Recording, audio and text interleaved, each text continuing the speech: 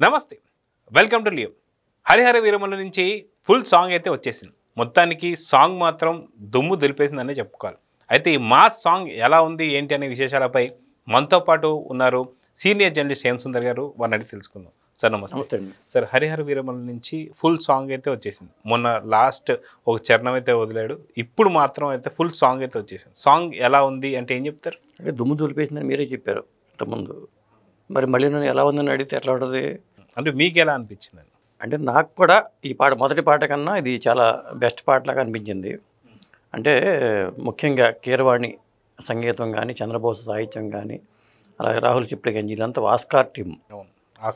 Oscar team కాబట్టి ఆ రేంజ్లోనే పాట అయితే ఉంది. ముఖ్యంగా ఏంటంటే పవర్ స్టార్ ఫ్యాన్స్కి అయితే ఖుషి ఇచ్చే పాట ఇది.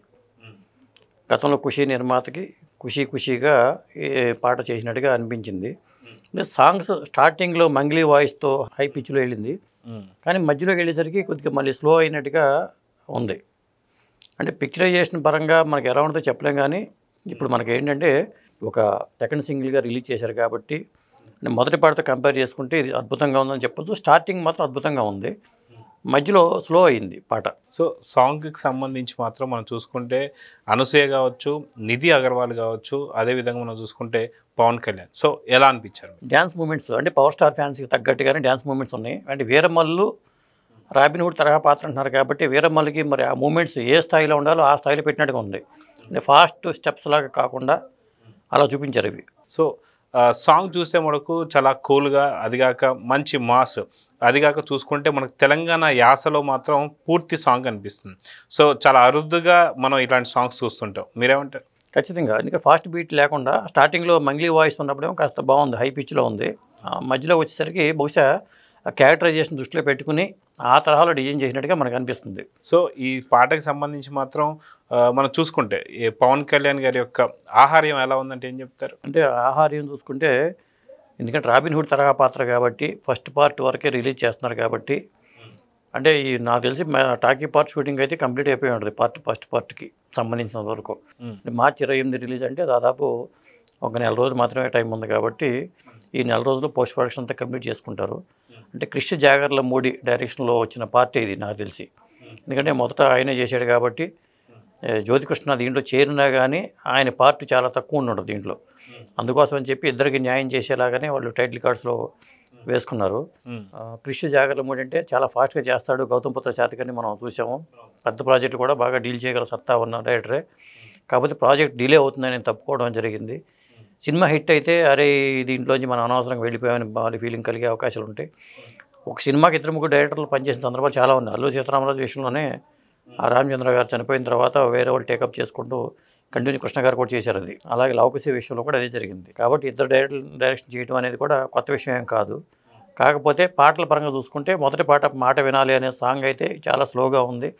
ఇదైతే ఫాస్ట్గా జనంలోకి వెళ్ళే సాంగ్ అని చెప్పొచ్చు. సో సినిమా రిలీజ్ ఎప్పుడు, మొత్తానికి అంచనాలు ఎలా ఉన్నాయంటే ఏం చెప్తారు? అంటే మార్చి 28 పవర్ స్టార్ ఫ్యాన్స్కి ఇప్పటికే సినిమా లేదు అనే ఒక లోటు అయితే ఉంది చాలా కాలంగా. అంటే రాజకీయాలు బిజీగా ఉండటం వల్ల ఆయన సినిమా ఎప్పుడెప్పుడా అని ఎదురు చూస్తున్న వాళ్ళకి ఈ సినిమా రాబోతుంది. ఈ సినిమా వచ్చేలోపు ఏదన్నా రిలీజ్లో ఆయన సినిమా ఏదన్నా వస్తే మాత్రం చాలా బాగుంటుంది అనిపిస్తుంది.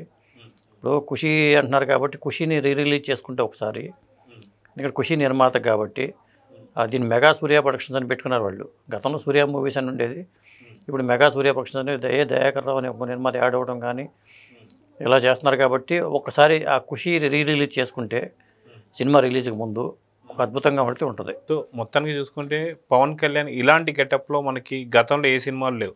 సో ఇది పీరియడిక్ సినిమాకి పవన్ కళ్యాణ్ సెట్ అవుతాడా లేదా అంటే ఏం చెప్తారు? ఖచ్చితంగా మనం అందుకతం ఆల్రెడీ మనం గ్లిమ్స్ చూసాం, అద్భుతంగా అనిపించినాయి ఫైట్స్ కానీ ఇవన్నీ చూసుకుంటే.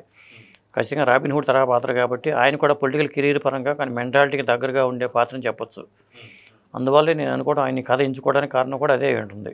సో ఔరంగజేబ్ పాత్ర ఏంటి, అసలు ఔరంగజేబ్ అంటే ఎవరు ఏంటి అనేది మనకున్న చరిత్రలోంచి బయటికి తీసుకొచ్చింది చావా సినిమా అని చెప్పి అనుకోవచ్చు. సో ఔరంగజేబ్కి సంబంధించిన అప్పుడున్నటువంటి ఒక కాలంలో ఎలా ఉండేది ఏంటి, సో వాళ్ళని కొట్టి పేదలకు ఎలా పెట్టాడు ఏంటి అనేది దాని మీద స్టోరీ వెళ్తుందని మనకు అర్థమైపోతూ వస్తుంది. సో మొత్తానికి ఇంకొంచెం అంటే చావా సినిమా చూసిన వాళ్ళందరికీ కూడా ఇంకొద్దిగా స్టోరీ బాగా అర్థమయ్యే అవకాశాలు ఉంటాయని చెప్పి అనుకోవచ్చు అంటారు. ఇప్పుడు అదే డౌట్ వస్తుంది చాలామందికి. ఔరంగజేబుకి ఎంతమంది శత్రువులు ఉన్నారా అనేలాగా ఉంటుంది. ఇప్పుడు వీరమల్లు పాత్ర ఔరంగజేబుకి నిజంగా దాంట్లో అప్పుడు జరిగిన చరిత్రలోంచి తీసుకున్న పాత్ర కల్పిత పాత్ర అని మనకు తెలియదు. ఔరంగజేబు పాత్ర వరకు ఉన్న పాత్రే. ఇప్పుడు చావా రిలీజ్ తర్వాత ఔరంగజేబు మీద సోషల్ మీడియాలో విపరీతమైన వీడియోలు వచ్చేసినాయి.